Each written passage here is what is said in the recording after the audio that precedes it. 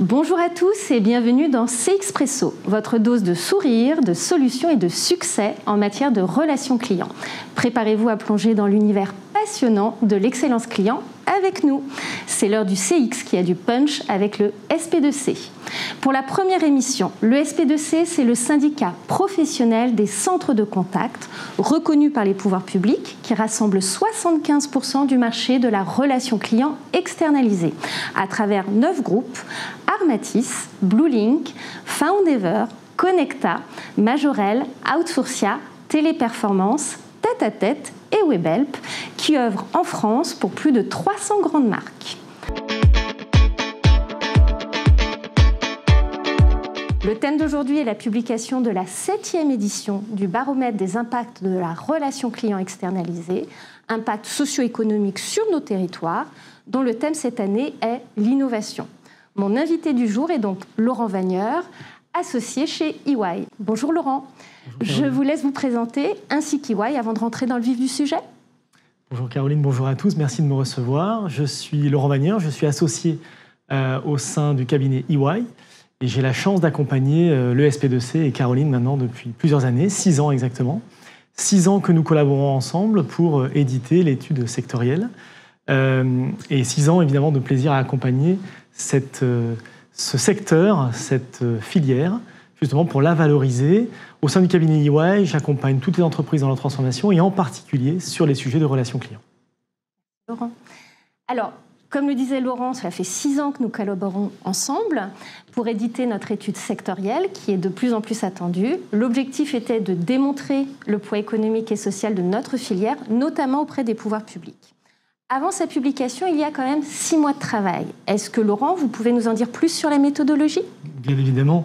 Alors effectivement, c'est un travail de collaboration intense pendant plusieurs mois. L'objectif principal initial, c'est évidemment de se mettre d'accord sur l'ensemble finalement du périmètre et des questions que l'on va aborder au cours de notre étude pour couvrir finalement l'ensemble des problématiques et en particulier la problématique de l'année, l'édition que l'on fera et la problématique que l'on mettra en avant.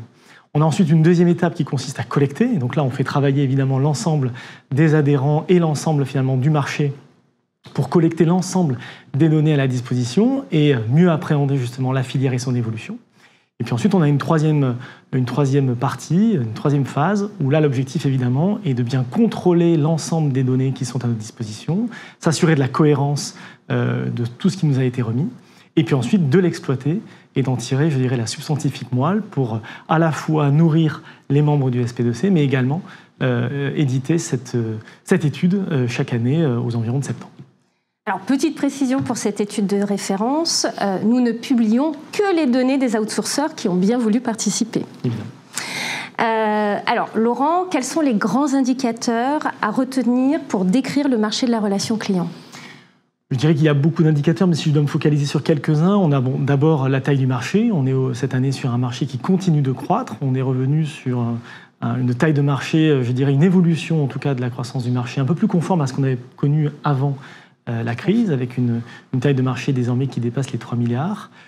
On a un deuxième indicateur évidemment qui concerne toute la contribution des secteurs d'activité, puisqu'évidemment les acteurs de la relation client externalisée couvrent l'ensemble des secteurs d'activité, depuis d'ailleurs le secteur public jusqu'au télécom, en passant par la banque, etc.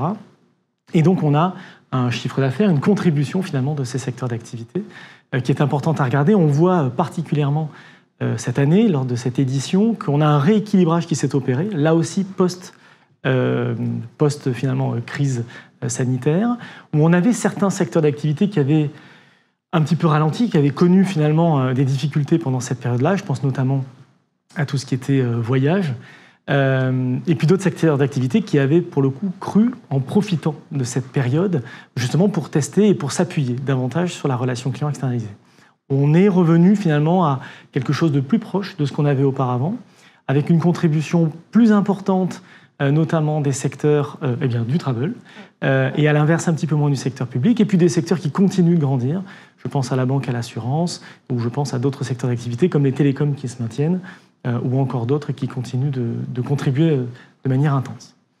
Et puis peut-être le troisième indicateur important, on y reviendra peut-être après, finalement c'est aussi la part du canal téléphonique. On a l'habitude de dire que le secteur de la relation client externalisée se transforme comme la relation client au global, avec une approche beaucoup plus multicanale. Il n'en reste pas moins vrai que le téléphone reste encore l'un des canaux de prédilection, avec encore une grande partie finalement des contacts qui se font par ce canal privilégié par les clients et donc évidemment par les marques et par les acteurs de la relation client. Voilà un petit peu peut-être les trois grands indicateurs que j'aurais sélectionnés. Très bien, merci Laurent.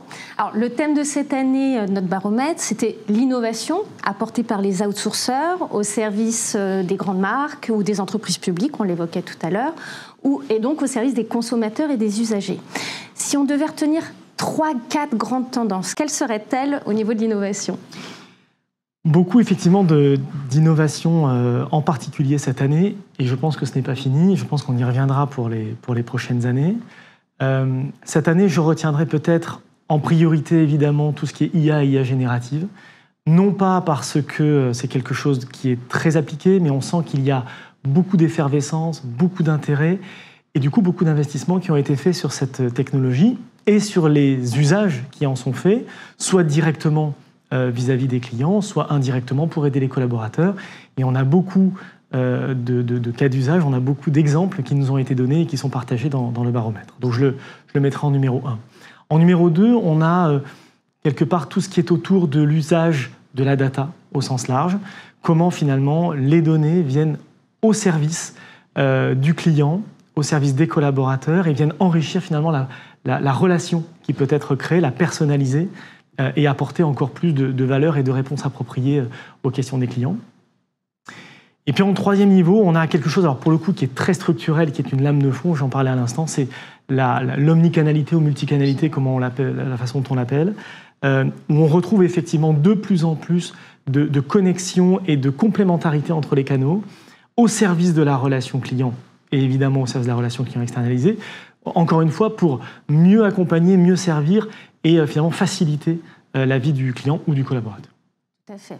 Alors effectivement, on dit toujours que le nombre de canaux multiplie le nombre d'interactions et ça se confirme. Tout à fait. Vous parliez des collaborateurs. On dit beaucoup dans notre métier que 80% de la valeur ajoutée de nos métiers, c'est l'humain. Qu'est-ce qui vous a marqué sur le plan social pour cette étude 2022 ? Alors je dirais deux choses. La première, c'est qu'on a un gros effort, même un effort significatif, et depuis plusieurs années, et en particulier pour cette édition, qui a été mis sur la formation. On a un gros effort, encore une fois, et un investissement qui a été fait par l'ensemble des acteurs pour accompagner l'ensemble des collaborateurs à être formés, et pas uniquement sur les innovations, mais tout simplement pour être formés sur l'ensemble du métier de la relation client. Et ça, c'est quelque chose de majeur à intégrer parce qu'on sent bien que cette filière, qui encore une fois repose beaucoup sur l'humain, investit beaucoup sur cet aspect formation.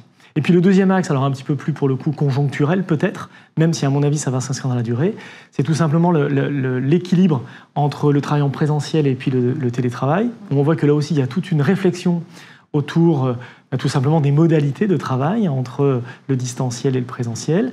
On avait eu un gros impact évidemment de la crise sanitaire qui avait amené à des taux de télétravail très importants et on sent qu'on est en train de se restabiliser à un niveau intermédiaire autour de 30-35% peut-être de télétravail qui me semble être une tendance qui est en train d'émerger en tout cas sur cette édition 2023. CXpresso, c'est fini pour aujourd'hui. À très bientôt pour suivre l'actualité Ristretto du SP2C.